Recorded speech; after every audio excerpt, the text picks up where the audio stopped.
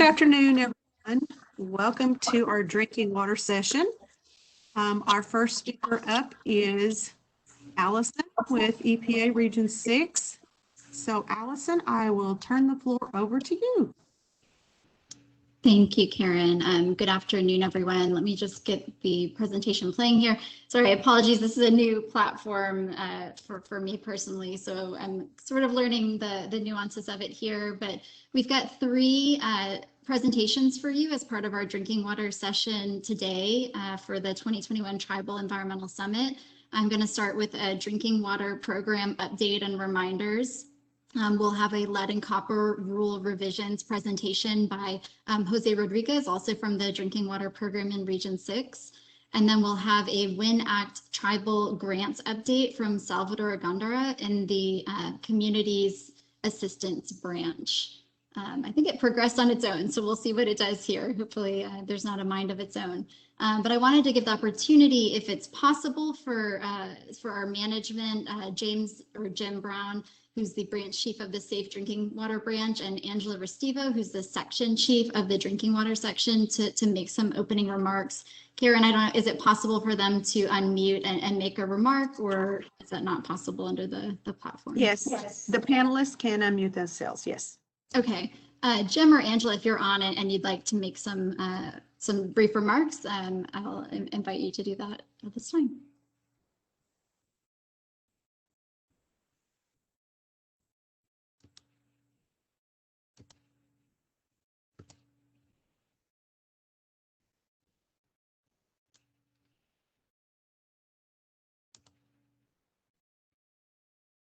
Okay, it may be that they weren't able to join or get off mute, so apologies for that. Again, in the virtual world, we're always up against new challenges, but I guess before I get started into my updates, I just want to introduce myself. I'm Allison Fontenot. I'm the Tribal Drinking Water Program Manager in EPA Region 6. I've been in that role for about a year now, following Megan Bresnahan, who hopefully many of you had the opportunity to work with before she moved on to a new opportunity. So really grateful to get to still getting to know more operators, managers, leadership out there, and getting to assist your water systems in complying with Safe Drinking Water Act, but also meeting other technical needs.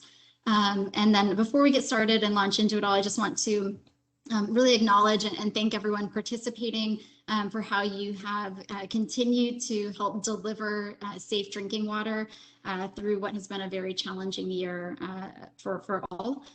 We've actually seen a reduction in the past year in the number of health-based violations in the region, not the other way around. And, we're really grateful that that has been the case. And we know that, COVID is continuing to present challenges to water utilities. So if you do have any problems come up, any needs, please know we are here to help. So please don't hesitate to reach out at any time. And we'll have contact information for you throughout the presentation.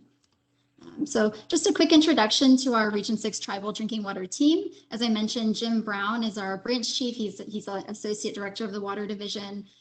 Angela Restivo is the Drinking Water Section Chief as of October of 2020. She comes in replacing Kim Nyo, who was with the section for many, many years and has moved on to another opportunity. She formerly worked in the section and has come back as a manager. There's myself, and then we also have Leah Bobe, who joined the group last summer, and she's full-time tribal program support and already doing great work for the tribal program. Jose Rodriguez, who you will hear from in just a little bit, is our senior engineer and lead and copper rule manager. We have Jatine Mistry, who is a senior scientist in our program and also the DBP rules manager. Andrea Abshire is our CIDWIS administrator, so she helps manage the multitude of data that we have for your systems.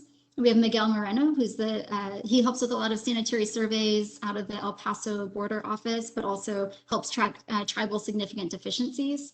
Jose Lugo Figueroa is another engineer in our section who does tribal plan review coordinating. And then John Baker is our tribal LCR sampling and consumer confidence report coordinator. We have a number of other section members who have some role in the DI program as well, following up with systems after sanitary surveys. These include Michael Chase, Brian Dye, Maggie Kinney, Danielle O'Neill, Jonathan Reynolds, and Robert Slane. And the last 4 staff there have all been hired within about the past 6 months. So we do have a lot of new names and faces for you to get to know over time. This is just a picture of a few pictures with some of our staff. We don't have a lot of the new faces represented, as I mentioned, but this is myself. We have John Baker, Megan, who was the formal coordinator, Jose Rodriguez here, Kim Nyo, who is also former section chief, Brian Dye, this is Jim Brown, Charles McGuire here is our water division director, and John Baker again, Jatine Mistry, this is Jose Lugo down here, then Miguel Moreno from the El Paso office here. So just a few faces with names for you there.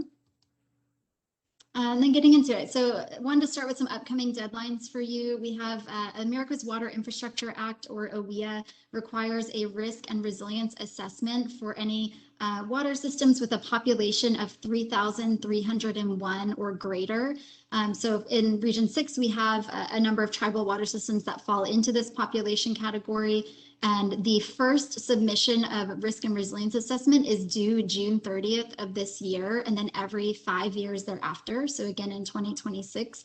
The website, EPA's website, has more information about and resources about how to prepare this assessment and how to certify it as well to EPA headquarters. The other deadline you should be aware of related to AWIA is for an emergency response plan certification, and that is for the same population group categories due December 31st of this year, and again every 5 years thereafter. And there is more information on the website, including an emergency response plan template. But as a reminder, there's no need to actually submit any plans to EPA. Certification is all that is required. And the EPA headquarters strongly recommends electronic submission for purposes of being able to track and acknowledge receipt of the certification statement.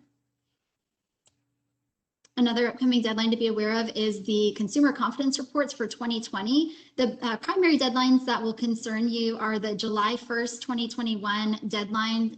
That's when CCRs must be distributed to all of your customers if you are a community water system. October 1st of this year would be the deadline for the CCR to be certified to EPA, but we strongly recommend that you provide that certification when you send EPA the copy of your CCR. As you are probably aware, EPA and Southwest Environmental Finance Center provide the data sheets to help you prepare your consumer confidence reports each year, and those are for should be receiving those data sheets in about the next week to week and a half.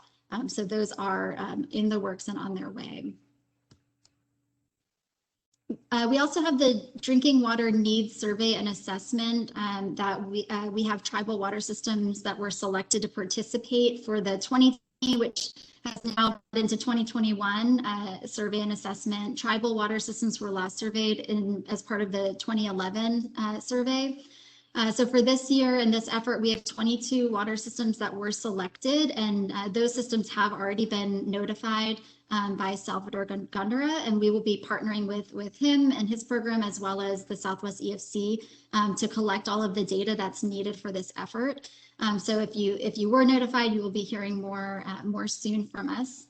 The assessment measures public water systems' 20-year needs for construction, rehabilitation, and replacement of drinking water infrastructure.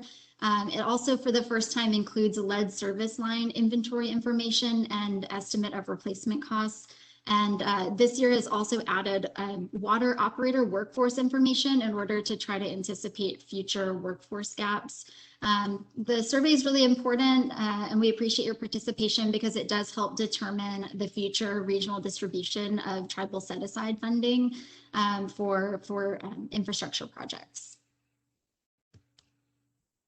I'm going to touch briefly on the lead and copper rule revisions, but as I mentioned, we have a separate presentation that will go into the details of what the rule actually includes. This is more about the timeline. So the final rule was published January 15th, 2021 in the Federal Register.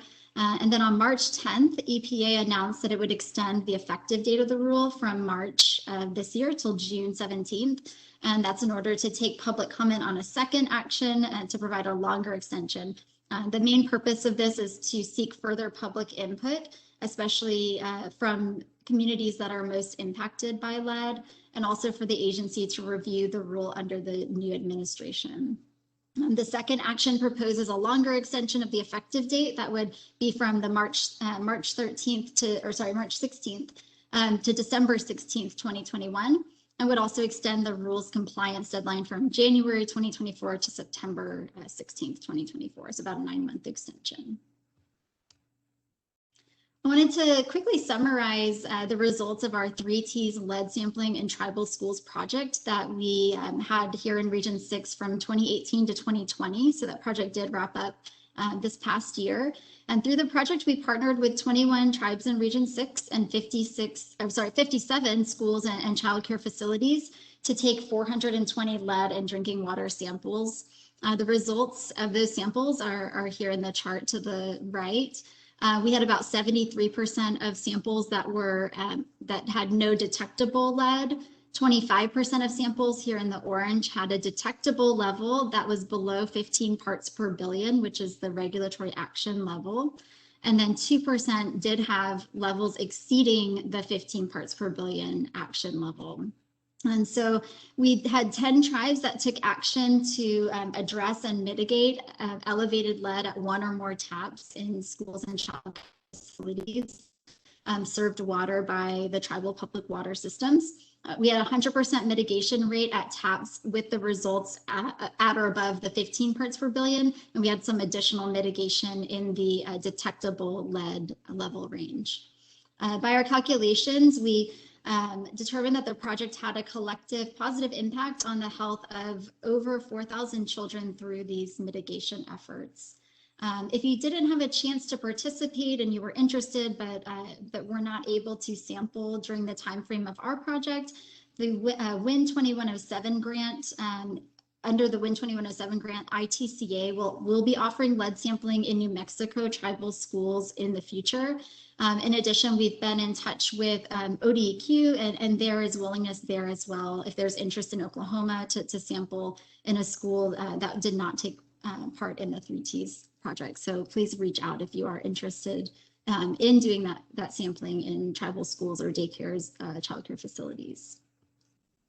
Just one final thank you to all of the tribes and schools that did participate with the region. A quick reminder of our technical assistance providers that we have available for training and other technical assistance services. We have Cadmus Group, the Southwest Environmental Finance Center, who I'm sure all of you are very familiar with and have worked with in the past.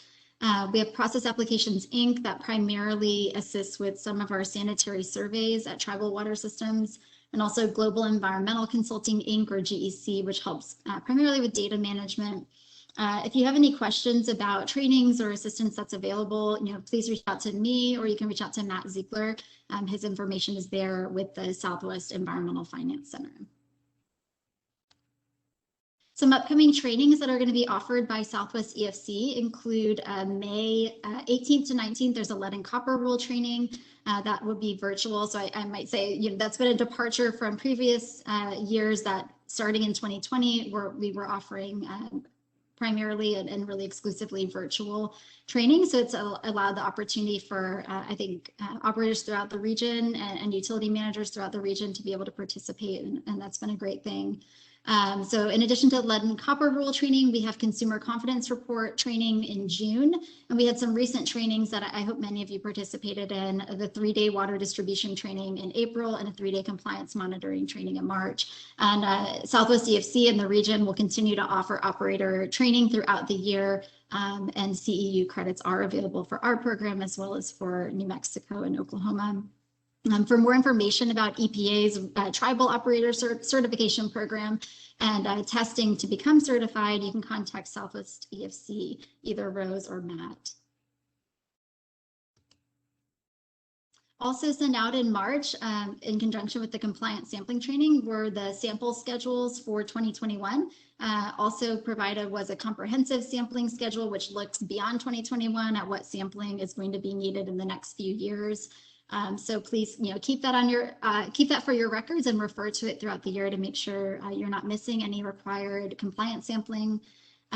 Also sent out at the same time are fact sheets on which you can update us and notify EPA and Southwest EFC of any updates to your system, and appreciate you returning those with any new information. And new this year, we've provided OneDrive links with files for each public water system individually that include the fact sheet and sampling schedules, as well as other sampling plans and information that's relevant to your system. So I hope that's been helpful. If you're not sure if you received any of these documents or those OneDrive links, please email me, or you can email Rose Afandi as well. The type of inventory updates that we would like to be kept aware of include any changes to your population being served by the water system, any extension of the service area or number of service connections, any changes to your source water, so drilling a new well or bringing a well back online, sampling site location changes. If it's temporary, please do reach out as well. We want to make sure all of your sampling data ends up in our database, and we don't have any issues there. But if there's the need to further modify sampling plans, site locations, we can do that as well. Any changes to treatment or any changes to your points of contact at the water system. So now's a great time to update with the fact sheet, but please do keep us in the loop throughout the year if any of these changes occur. A reminder that we offer compliance plan reviews here in Region 6. So if your water system has any construction modifications or new facilities that are to be built, please do notify us and submit the engineering design plans to EPA for a compliance review prior to construction. So, at the 60% plans, it's a good time to go ahead and coordinate with the region.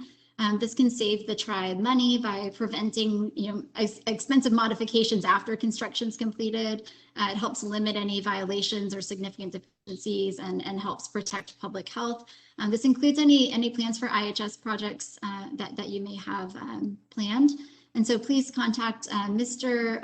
Jose Lugo if you do have any plans that the region can review and provide comments to you on. We are continuing to conduct our sanitary surveys of each water system on a 3-year basis. We have some flexibility to conduct non-community water systems a little bit longer of time frame than that, but we do aim for every 3 years. During the surveys, we review the 8 elements listed here: source, the treatment, finished water storage, pumps and pumping facilities, the distribution system, operations and management, monitoring, reporting, and data verification, and then operator compliance or certification.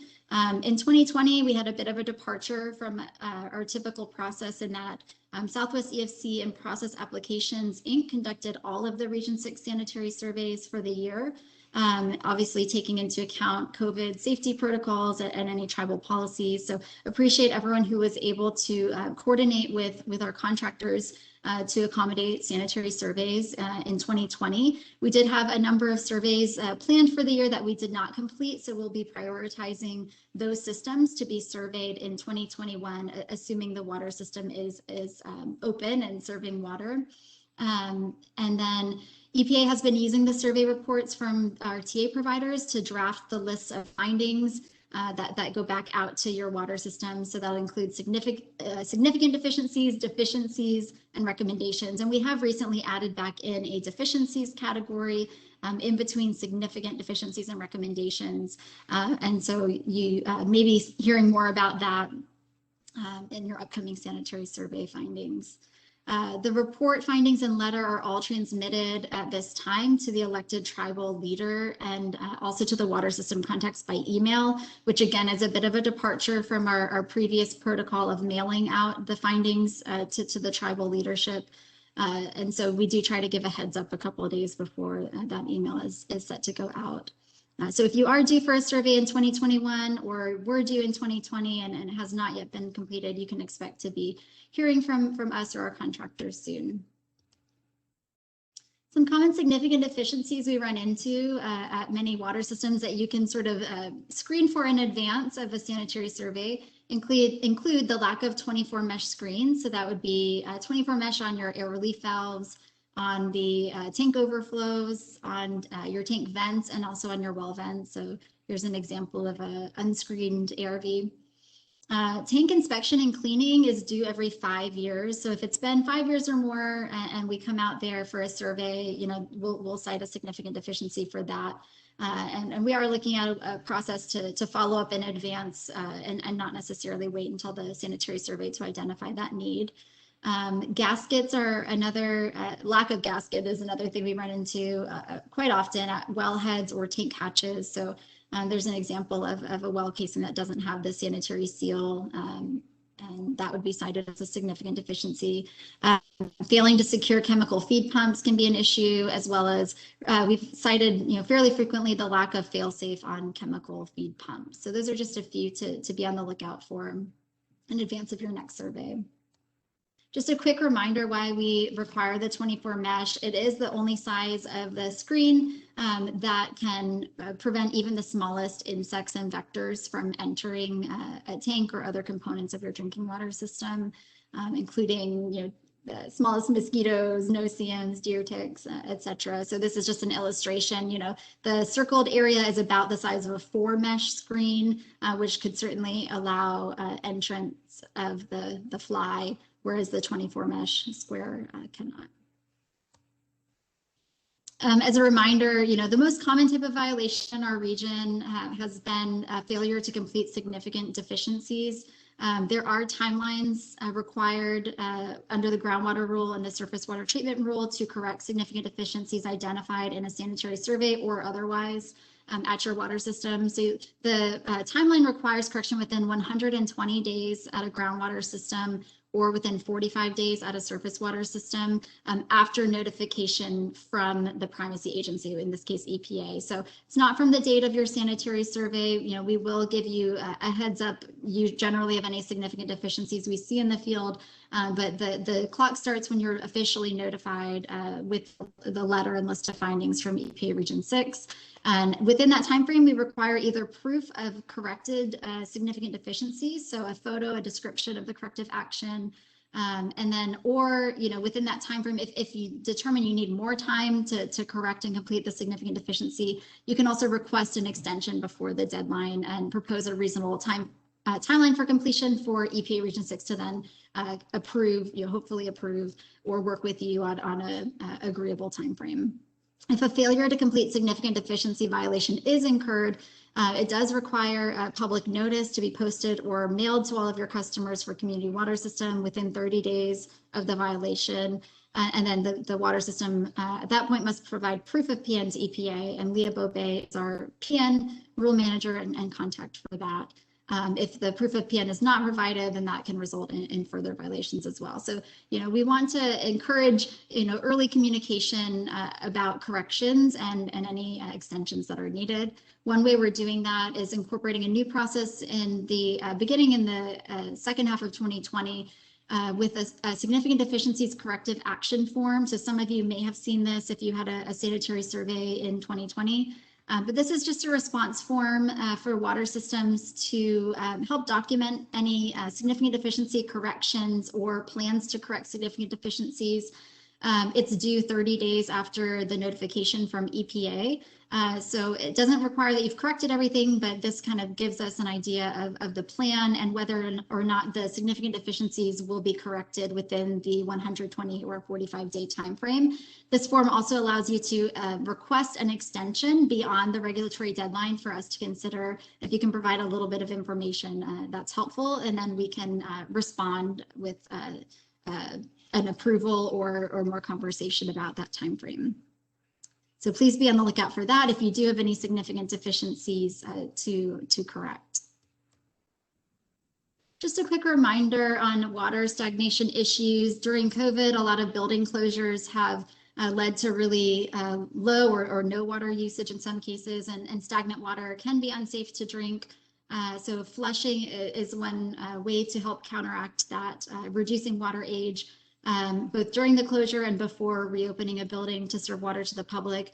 Southwest CFC recently sent out some guidance both from EPA and the AWWA on this topic and how to address water stagnation. But guidance is available on EPA's website, including the checklist you see here and a longer guidance document. But please reach out to either me or Matt Ziegler if you didn't see that or would like more information. And in addition, if the water system has been inactive and not serving water, please do notify EPA or Southwest CFC before reopening. There are startup procedures that are required before serving water to the public. And that's if the entire water system has been inactivated for a period of time. Then my final couple of slides are just touching on emergency situations and when notification to EPA is appropriate. And so that is in any case where the safety of water quality or the quantity of water is compromised. And some specific examples are any E. coli positive samples, any line breaks resulting in pressures below 20 PSI. If you have a backflow from a non-potable source or a loss of disinfection or a security breach, these are all situations where EPA should be notified as soon as possible. My information is there. My phone number is always forwarded to my cell phone as well. But if you have someone else that you routinely are in touch with at EPA Region 6, reach out to whoever you can get in touch with in these situations. And then some follow-up when you do encounter emergency situations, primarily we want to make sure a public notice to boil the water is issued effective immediately. In addition, we want you to inform leadership, vulnerable populations, and the community as a whole. Keep EPA informed as well about the issue and current status, any status updates over time. We'll continue to coordinate with you once we are aware of the situation.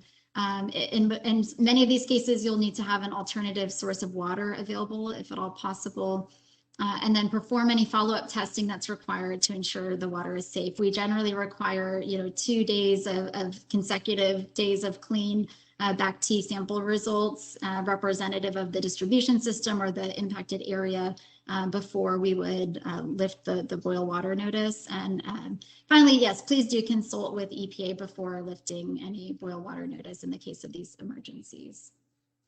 And that's really all I have for you today. My contact information is here. Please don't hesitate to reach out about anything at all. I'm happy to take questions for a couple of minutes, and we're about 30 minutes in now. Karen, I don't know if there are questions or if there's a way for folks to unmute and ask any questions that they might have. Thank you, Allison. No, unfortunately, they cannot unmute themselves, but they can use the chat box. So if you want to go ahead and stop sharing, you can check your chat box. I don't see any in the chat box, but if anyone has any questions, please use the chat box now. Okay. Let me see if I can figure out how to not share. If you hover at the very top of your screen, it should pop up and say stop sharing. I don't know why I'm not seeing. Oh, here. There we go. Thank you.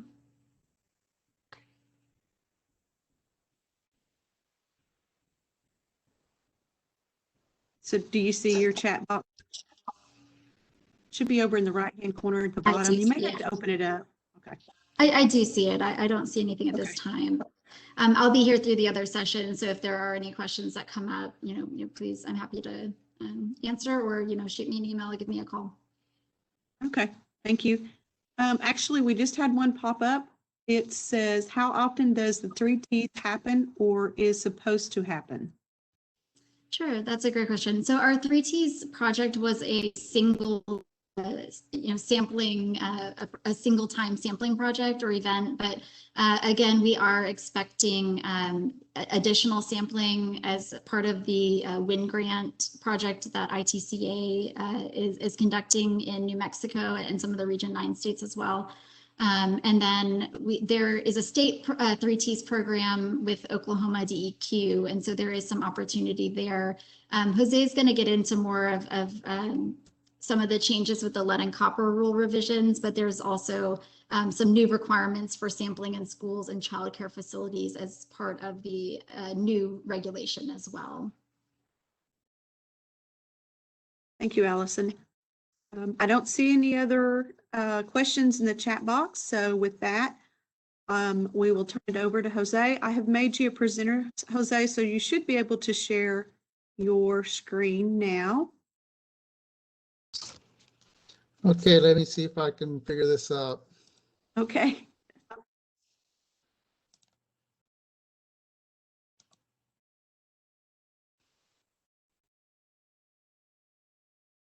Oh, let me see.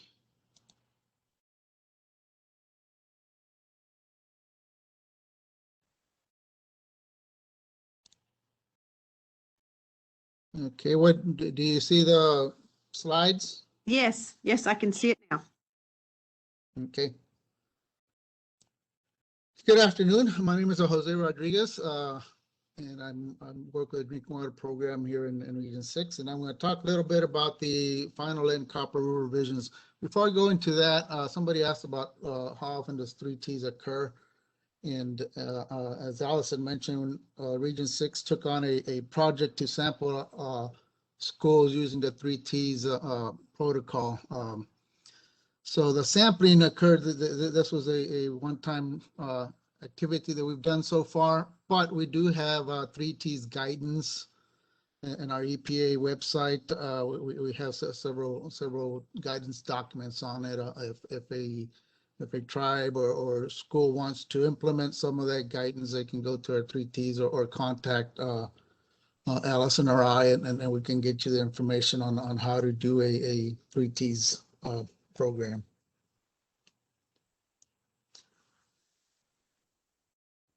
So let me see. Is it advancing? It's not advancing on mine. No, not There yet. you go. There it went. Yes, okay. So the original lead and copper rule was signed into law in 1991, and we have a few more information on that. But you know, we've been trying to update, revise that rule for several years now, and we finally did it this past year. So I think Allison mentioned a lot of these dates. So I'll just quickly mention it again. So the lead and copper rule was signed in December of 2020 and was finally published in the Federal Register in January 15th of 2021. The rule had an effective date of March 16th, 2021. An effective date is when certain parts of the regulation take effect and water systems must start working on certain parts of the regulation. And then they had a compliance date of January 16th, 2024. And the compliance date is the actual date the water systems have to comply with the new requirements under the lead and copper rule. There's going to be, as an example, there's going to be new monitoring requirements.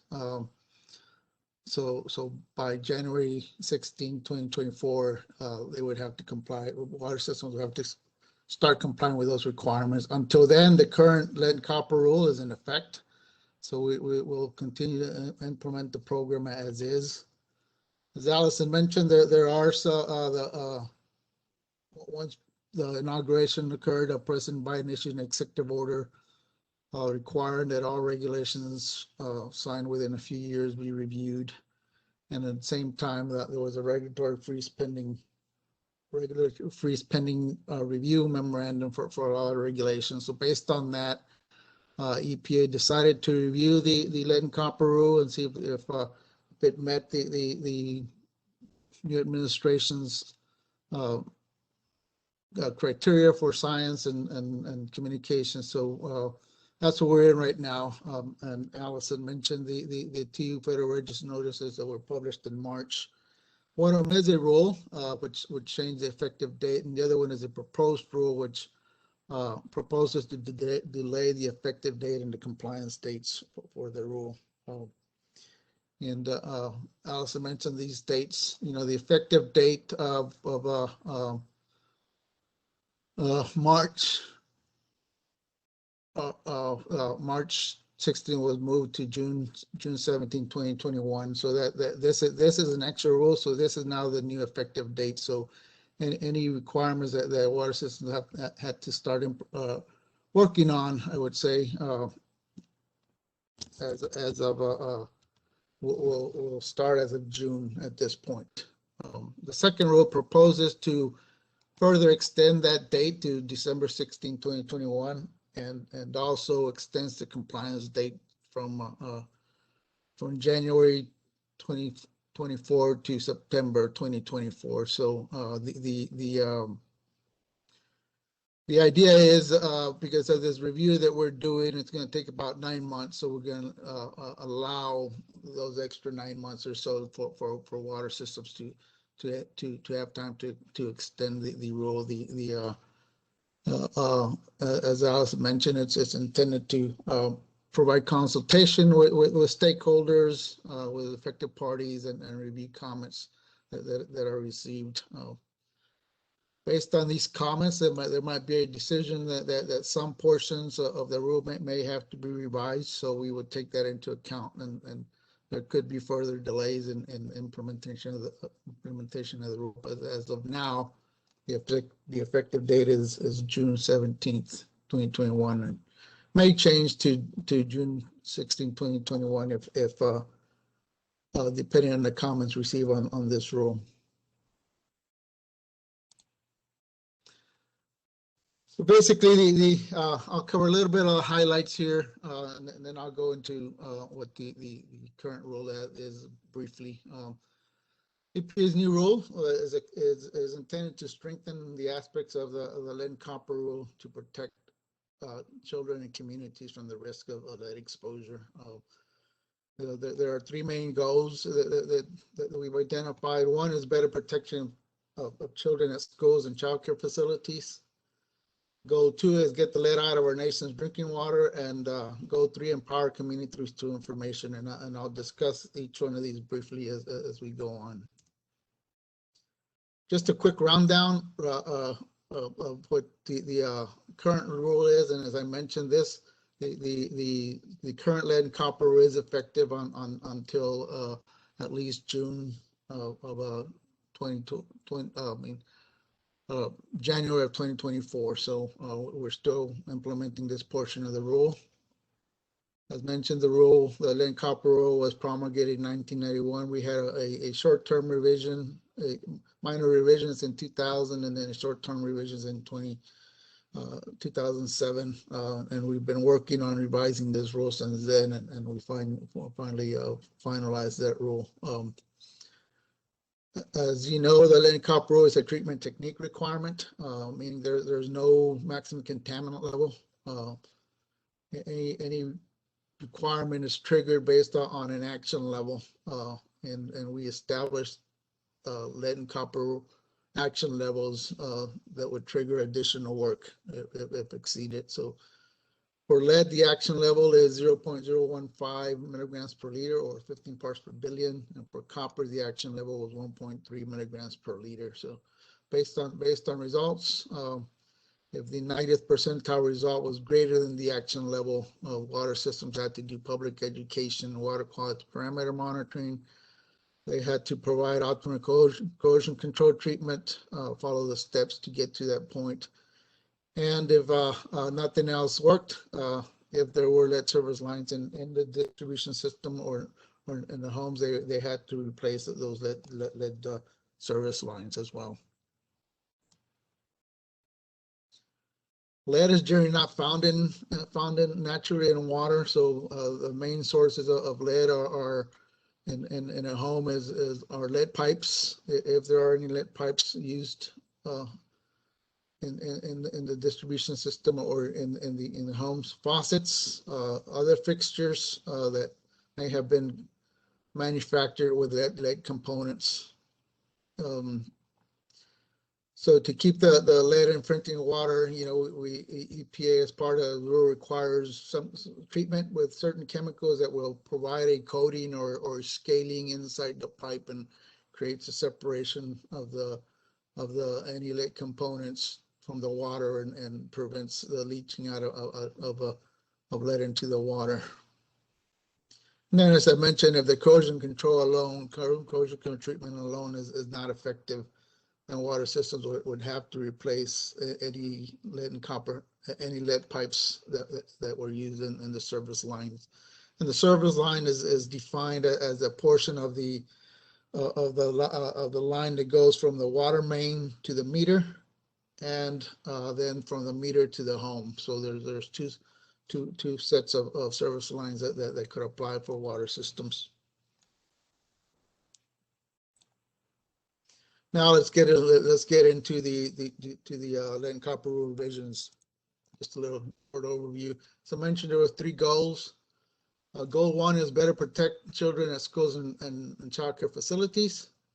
So for the first time under the EPA regulations, systems will be required to test at schools and child care facilities. We did that voluntary testing with our 3Ts program a few years ago. And as Allison mentioned, we do have some water infrastructure funding that can be used to do more testing of that. But once the rule becomes effective, water systems are going to be required to test at schools and daycare centers. The requirement is that systems would conduct testing at elementary schools and childcare facilities, the ones over a 5-year period, or 25% of the facilities, childcare or elementary schools that they serve per year.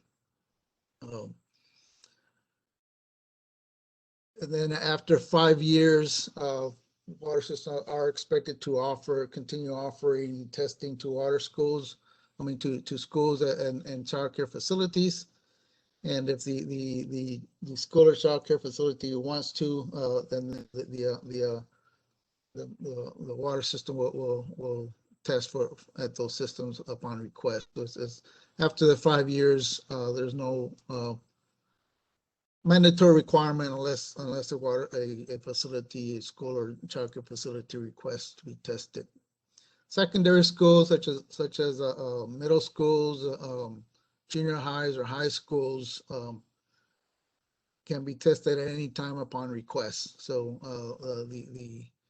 they have to actually go to the water system and ask to be tested. Otherwise, they're not included as part of the requirement to be tested 20% every year. So the hope and intent is that once schools and childcare facilities do the first round of testing, they find out the results. It might hopefully interest them to continue a more comprehensive testing program at their schools to find out what's going on in the remainder of the school and childcare facilities.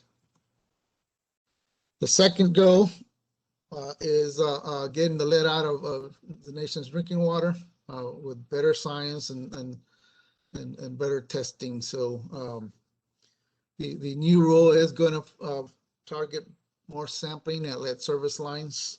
Currently, the rule allows for water systems to sample at a minimum of 50% of the samples that are required to collect from lead service lines. So from now on, after the rule is the compliance date, if a system has enough lead service lines, they're going to be required to sample from 100% of their samples from lead service lines. There will also be a new improved sampling procedures, which again is targeted at collecting water from the lead service lines. Currently, as you may know, is the sampling requirement is to collect the first draw or the first liter of water after the water has been sitting in the lines overnight or for a minimum of 6 hours. The new requirement will change that for systems that have lead service lines. So if a system has lead service lines, they will be required to collect what we call the 5th liter. So basically, they'll have 5 1-liter sample bottles and open the faucet in the morning, collect them right after the other and submit the 5th liter of sample. The intent again is to get to the water that's coming from the service lines. Most service lines are usually end before it goes into the house. So the current requirement of sampling once the 1st liter would not get water from lead service lines. So that's why we're changing this requirement. So we also have require systems that have higher levels to do more frequent sampling, and to do that, EPA established under the lead copper rule revisions a trigger action level of 10 parts per billion. I'm sorry.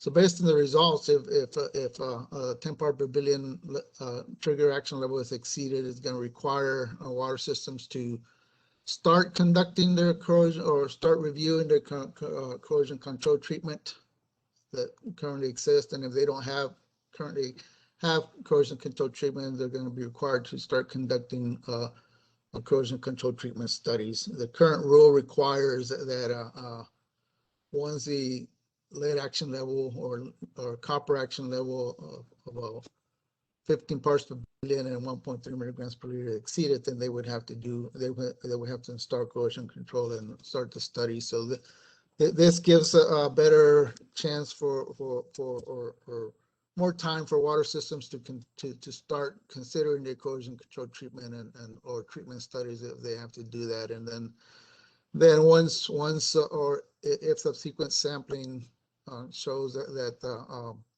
the action level of 15 parts per billion exceeded, then they'll be in a better position to install their corrosion control treatment immediately rather than waiting longer times as the current rule allows.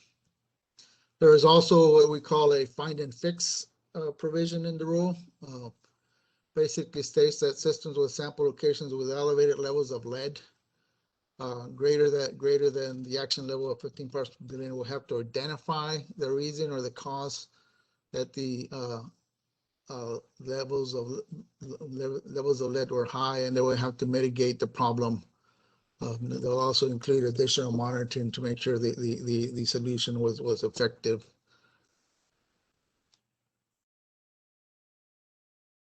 There are also small system flexibilities. Currently, the rule specifies if there is an action level exceedance, all water systems have to install corrosion control treatment. This new rule allows small systems 4 options that they can choose from. One of them is of course they can still install the corrosion control treatment. Another one is if they have lead service lines, they can choose to replace the lead service lines, and they have to replace them all within a specific schedule. Or they can install point of use devices, filters under kitchen faucets and such that are known to remove lead, effective in removing lead. Or they can choose to replace any lead bearing plumbing, so any fixtures, any depending on house age, any copper pipes that were soldered with lead solder and or faucets and stuff like that, they may have lead. They can replace. They can choose to replace those. Replace that plumbing.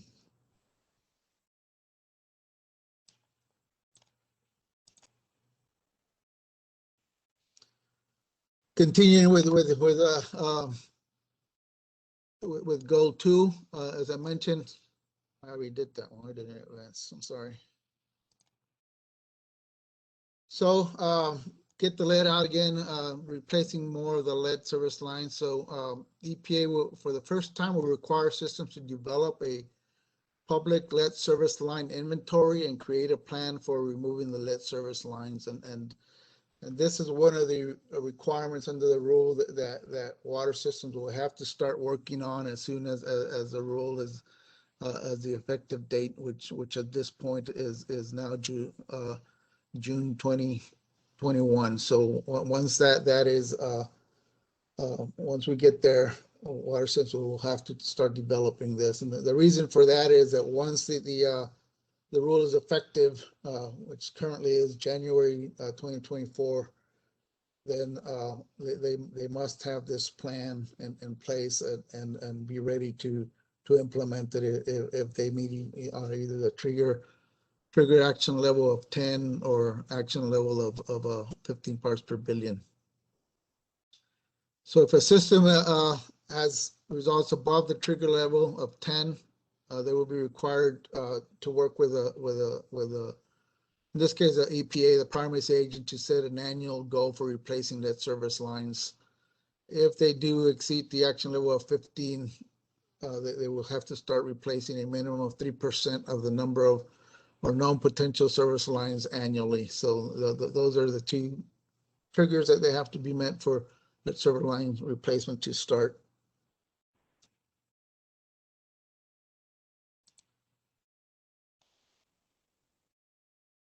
The third goal is empowering communities. Homeowners will learn more about elevated levels of lead in their homes or systems sooner. We currently have requirements to do public education and consumer notices within 30 days.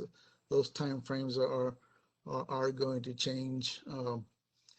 They will also understand where lead service lines are located in the communities. That's the lead service inventory that's been developed. It is going to be required to be made publicly available so that people know where those are and can take precautions on their own until those lines are replaced. Again, water systems will also be notify homeowners and building owners of opportunity to replace service lines. So whenever a water system is replacing a service line, they have to notify homeowners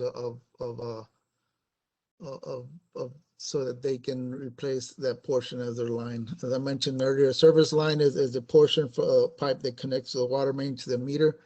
That is normally owned by the water system, and the second portion of that is from the water meter to the homes, and that is normally owned by the homeowner. So whenever there's a lead service line replacement, it's highly recommended that both portions be replaced.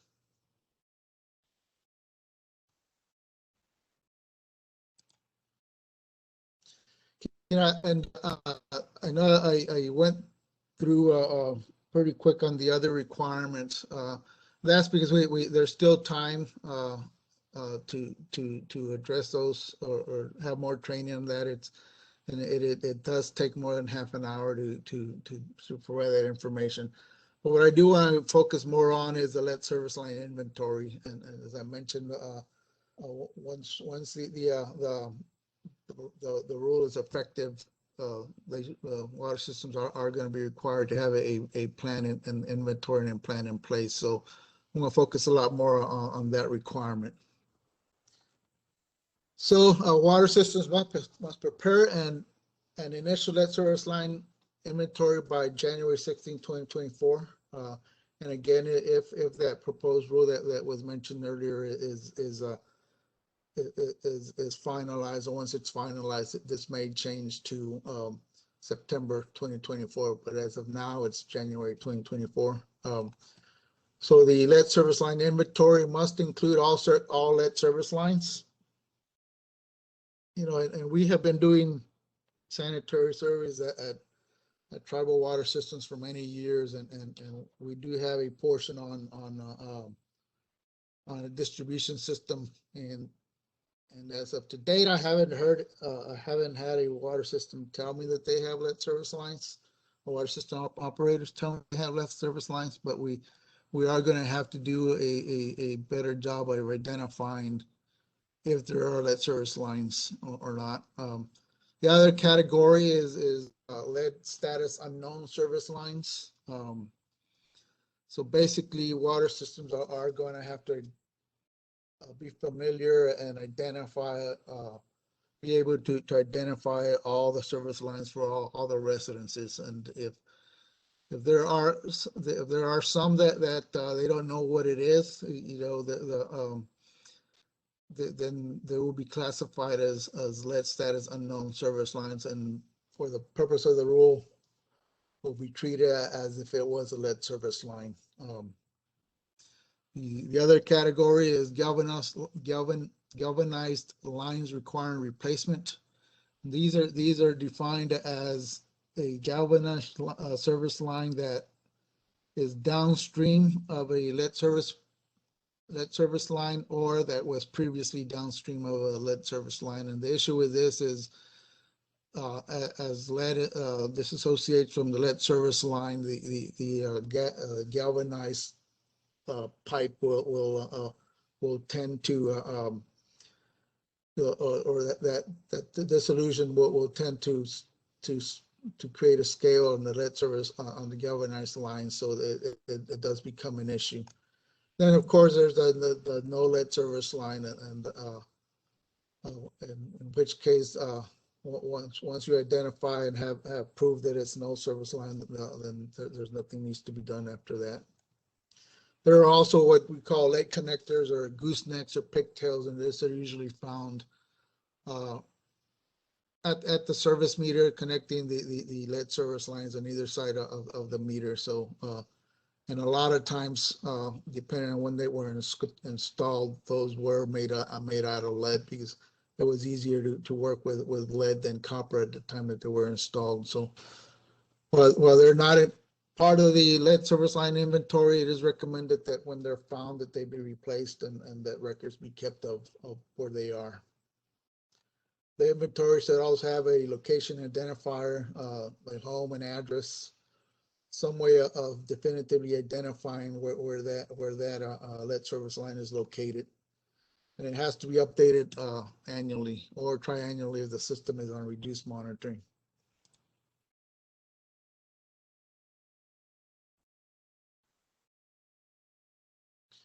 Okay, continue with this.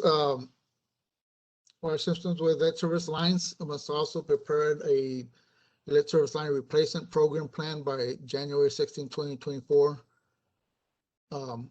which includes a strategy for determining the composition of lead status unknown lines. So if there are lead service lines that are identified as lead status unknown, then there's got to be a strategy on how to identify those. There's also needs to be a procedure for conducting a full lead service line replacement. A strategy for informing customers before a lead service line replacement. As I mentioned, that's part of the community's right to know what's going on with their system, with any lead service lines in their system. The water systems are going to be required to notify them whenever notify customer whenever they plan to do a lead service line replacement. Have to develop have to include lead service line replacement goal rate recommendations for systems that serve greater than 10,000.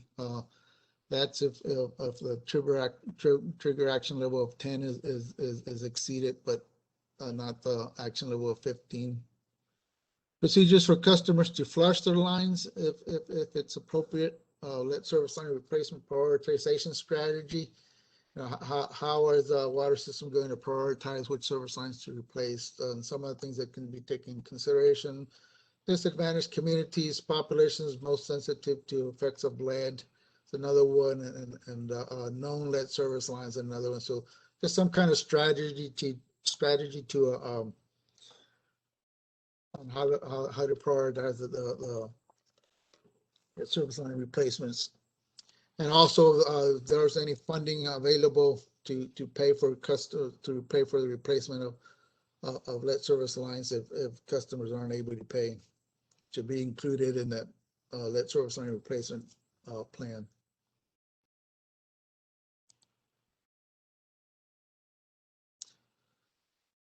Continuing with that, water systems replace public portion of lead service line when customers notify them of replacement of private portion. So basically, if a customer knows that they have a lead service line and they want to replace their portion of it, water system will also have to come out and replace the portion that's owned by the water system. I'll just briefly mention this: water system serving greater than 10,000 people that exceed the lead target level, but not the action will implement that goal-based lead service line replacement program and basically work with the primacy agent, with EPA to determine what that goal base would be. Water system serving 10,000, greater than 10,000 that exceed the trigger action level must also conduct a lead service program irrespective of our corrosion control status. So basically, even if a water system has a corrosion control treatment, they're still going to have to implement the lead service line replacement program if they exceed the trigger level. Water system serving greater than 10,000 can stop the goal-based lead service line replacement if the trigger level is if the results are below the trigger level for 2 consecutive monitoring periods. So it can be stopped once it's started, but again, there's more monitoring that needs to be done. So let me quickly run through this so I can, I just have one more slide after this one. Water system serving greater than 10,000 at the CT action level will fully replace annually 3% of the lead service lines and based on a 2-year rolling average. So basically over 2 years, they have to, the average of that has to be at least 3%. And again, is regardless of whether there's a corrosion control treatment or not. They can stop it. The lead service line replacement can be stopped, but they have to have 4 consecutive monitoring periods below the action level before they can stop the lead service line replacement. And they also have to average at a minimum of 3% per year before they can stop the lead service line replacement. All service lines, lead service lines will be fully replaced. So partial replacements is not allowed, except on emergency repairs, or if the customer is unwilling to replace their own line or allow the water system to replace the portion owned by the customer. The current rule allows for what we call a test out provision, which basically said if a house with no lead service lines, they took a lead sample and the result was under the action level, then water system didn't have to replace that action level.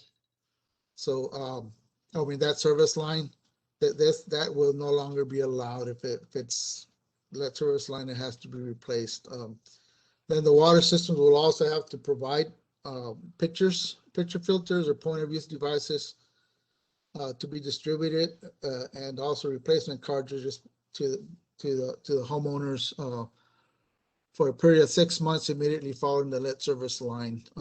Studies have shown that once lead service lines are replaced, the concentration of lead tends to increase because it does interrupt other portions of water system that may have lead service lines. And as I mentioned, it's going to be very important to identify the lead service lines, and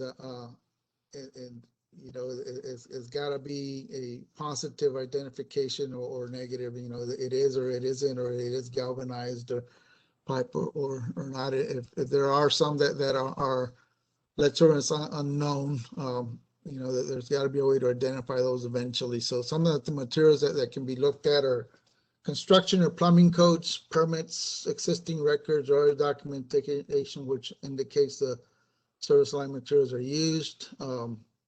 Water system records, any information the water system might have, including maps of the distribution system, drawings, plans and specifications, or store records of service line connections, meter installation records, master plans, or any other standard operating procedure that a water system might have that mentions that lead service lines are not allowed, can be used. Inspections and records of the distribution system that indicates the types of materials or any other source information or identification mission provided or required of a primacy agency to assess service line materials or any other sources that we have. So basically, if there are any policies that that IHS or BIA has, or housing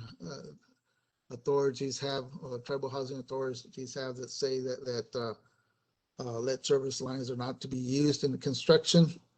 Those would be good to prove that there were no service lines included.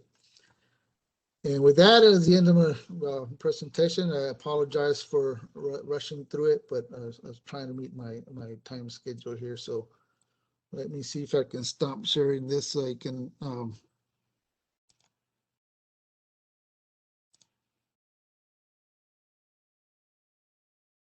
I back? Did I stop sharing? Yes, you did. Oh, nope, not yet. Hover at the top of your screen. It should pop up and say something about stop sharing. Let me see. Okay. Oh, there you go. Got it. Any questions?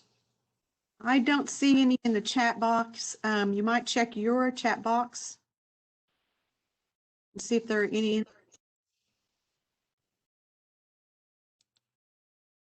I don't have any. So with that, I guess Allison is Salvador Gandara next. Yeah, Sal is next. Yes, I am here. I turn it over to you, Mr. Gandara. Thank you.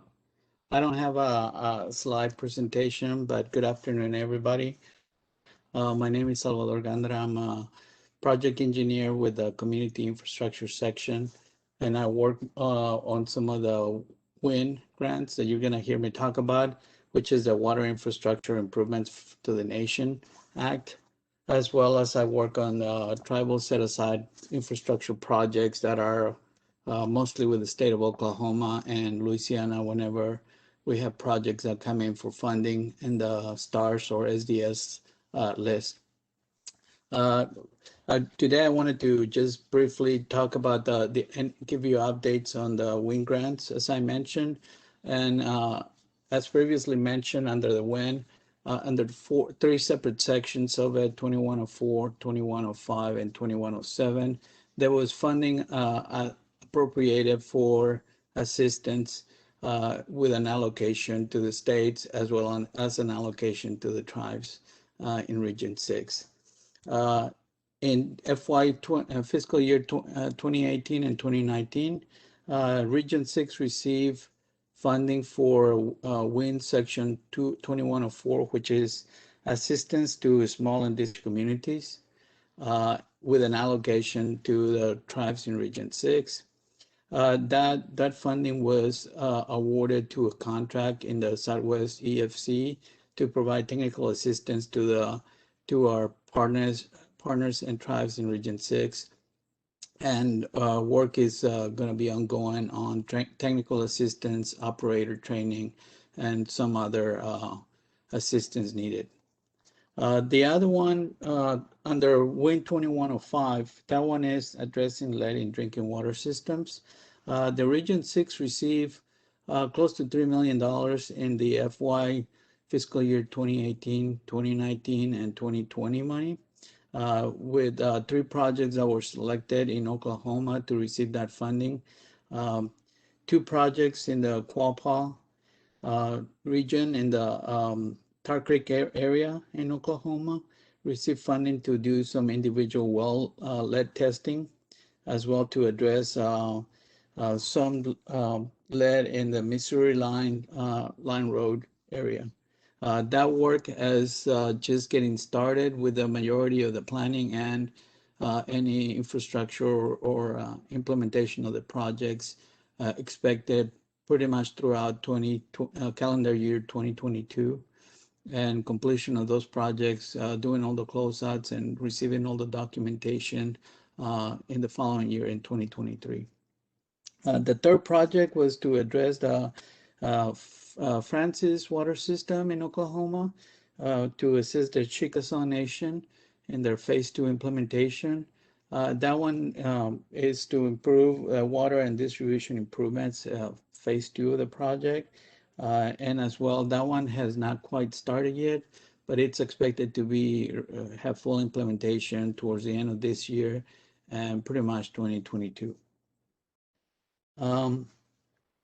Under the WIN 2107, those efforts are just getting started in Region 6. Our headquarters was conducted a request for proposals. They reached out to the tribal consortia as the implementing agencies, and those efforts are just getting started. For Region 6, unfortunately, our consortia did not submit an application. However, ITCA and the Intertribal Council of Arizona did went ahead and extended their area, their geographic area, to incorporate schools and daycare facilities in the state of New Mexico. We are working with Region 9 and the implementation of that particular grant, their work plan, as well as the QMP and QAPP are under review. And even though the ITCA is it's really in Region 9 and Region 9 has a relationship working with them, Region 6 is actually going to be the project is going to manage the grant for both regions, with us coordinating our efforts with Region 9 and acting as a project officer. For that particular one, in their area of geographic area, including New Mexico, 320 facilities were identified that could potentially be part of the testing proposed. The other one, the United South and Eastern Tribes, mostly in Region 4, actually, they extended their geographic area as well to include Louisiana and Texas, with about 220 facilities that were identified in what would be mostly Region 4, including the Louisiana and Texas tribes. For that particular one, Region 4, EPA Region 4 will be the lead agency in administering the grant, with coordination with our office in Region 6 when it comes to handling tribes in Region 6.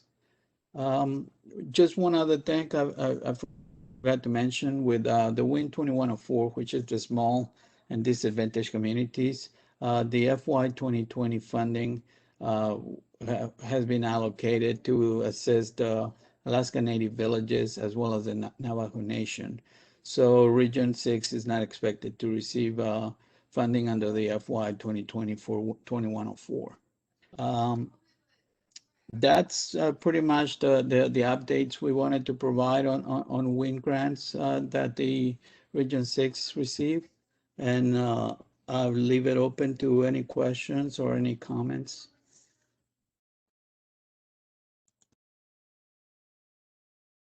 Thank you, Salvador. You might check your chat box to see if anyone chatted you privately and had a question. I don't see any in my chat box, any questions. If anybody has any questions right now, you can use your chat box to ask any questions. I don't see any in my personal chat, but if I'm more than happy to, if any comments or anything, I can assist. Okay, thank you. And also, if anyone has any questions after this session, you can email them to me and I'll be happy to forward them on to Salvador. So I don't see any questions. So I want to thank you, Salvador, and Allison and Jose for your presentations today. Thank you very much. And thank you everyone for joining us today. And don't forget to join us again Thursday morning at 8:30 for the Superfund session. So if you guys don't have any last minute remarks. That's it for me. No, thank you for participating, for allowing us to present on drinking water updates. Just, yeah, please don't hesitate to be in touch with any of us if you do have any questions or need assistance with anything. Okay, thank you. Thank you, guys. Thank you, everyone. Have a good evening, and we will see everyone on Thursday. Thank you. Thank you. Thank you.